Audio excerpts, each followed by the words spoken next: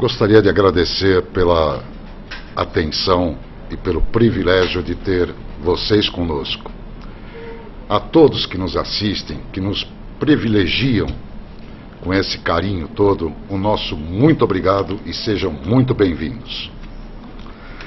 Eu gostaria de começar nosso encontro de hoje fazendo uma citação que, na minha opinião, foi uma profecia do grande Rui Barbosa. De tanto ver triunfar as nulidades, de tanto ver crescer as injustiças, de tanto ver agigantar-se os poderes nas mãos dos maus, o homem chega a desanimar-se da virtude, a rir-se da honra e a ter vergonha de ser honesto. Na época que essa profecia foi firmada, Rui Barbosa não poderia imaginar a que ponto as coisas chegariam em pleno século XXI. Tivemos uma evolução tão extraordinária na cibernética, na cultura, em tantos campos.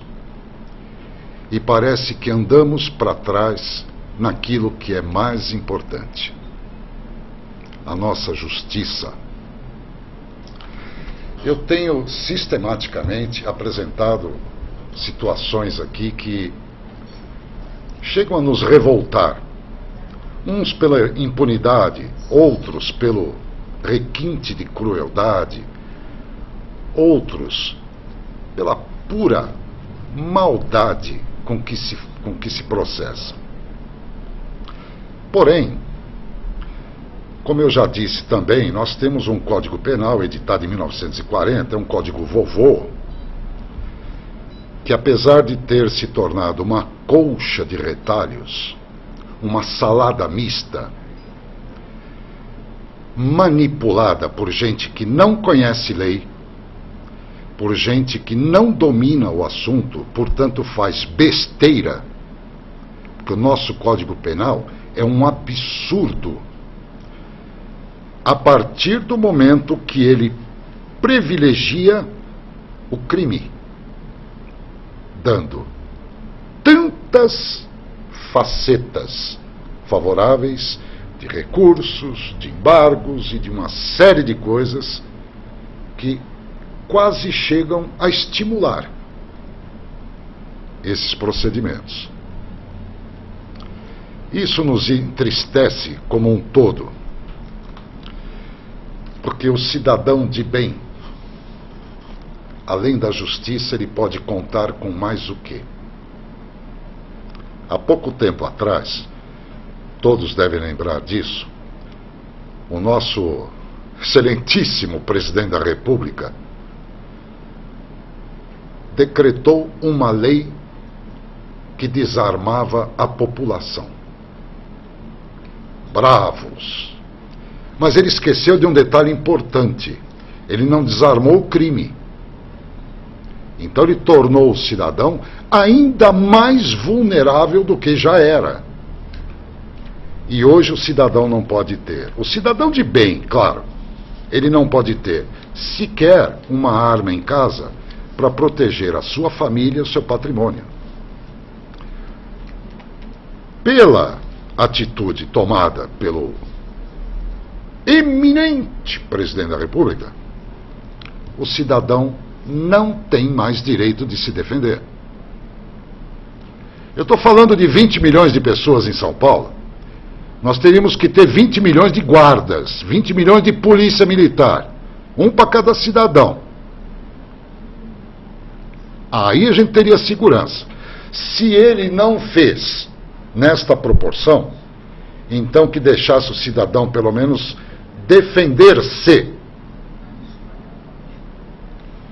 Porque eu já disse aqui também, e não foi só uma vez, a polícia prende, a polícia tem até feito a parte dela, ela prende, a justiça solta. Até onde vai isso? Não sei. Até onde vai essa barbaridade de deixar preso sair para abraçar o coelhinho da Páscoa, para bater um papinho com o Papai Noel. Até quando vai isso? E eles não voltam. Eles só voltam quando são pegos praticando novos crimes. Esse é o histórico que nós temos, e isso é do país, não é de São Paulo, isso é do país. A criminalidade cresce, mas ela não vem de hoje. E nós vamos hoje tratar de um assunto que choca a opinião pública, porque a impunidade é, talvez, recorde na história do nosso judiciário. Eu confesso que eu nunca tinha visto algo parecido com isso. E nós temos uma série de detalhes que nós vamos tratar desse caso, e eu falo do caso Anastácio Cassaro, um prefeito que, em abril de 1986, foi cruelmente assassinado por motivos políticos, claro. Ele era uma excelente pessoa, um bom político, um bom prefeito. Mas, no Brasil, quem é muito bom tem que se cuidar. Não é bem assim que as coisas funcionam. E para aqueles que são mais novos, que nos assistem e não eram dessa época, então vamos refrescar a memória. O prefeito Anastácio Cassaro foi eleito com uma maioridade, se eu não me engano, mais que 90%, não foi isso? Acima de 90%. Quer dizer, líder absoluto. O povo tinha convicção absoluta que ele era a grande opção. E foi. Até ser cruelmente assassinado por desafetos políticos. Esse crime ficou conhecido como o consórcio do crime, porque os desafetos, em número de 6, fizeram o que a gente poderia chamar, numa expressão tosca, uma vaquinha para pagar os 2 executantes. E assim foi feito, e o prefeito Anastácio Cassaro foi assassinado em abril de 1986. De lá para cá, desenrolou-se uma verdadeira novela jurídica, com lances espetaculares, como a prisão dos mandantes do crime e depois a soltura dos mandantes do crime. Lances espetaculares como o processo ficar mais de 2 anos fora do fórum.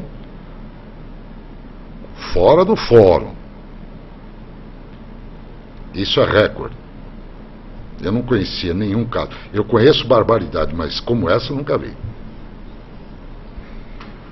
E eu vou até me permitir ler rapidamente uma colocação feita pelo Século Diário do Espírito Santo. Aliás, um abraço a todos do Espírito Santo, esse belíssimo estado que nos assiste nesse momento. Diz o Século Diário: a Justiça do Espírito Santo vai aparecer na internet em péssima posição. Nesta terça-feira, em função das dificuldades históricas que enfrenta para fazer andar processos sobre crimes de morte que, apesar de terem repercutido intensamente, se arrastam sem solução anos a fio. Palmas para o Século Diário, que chama isso de justiça trôpega, e eu assino embaixo.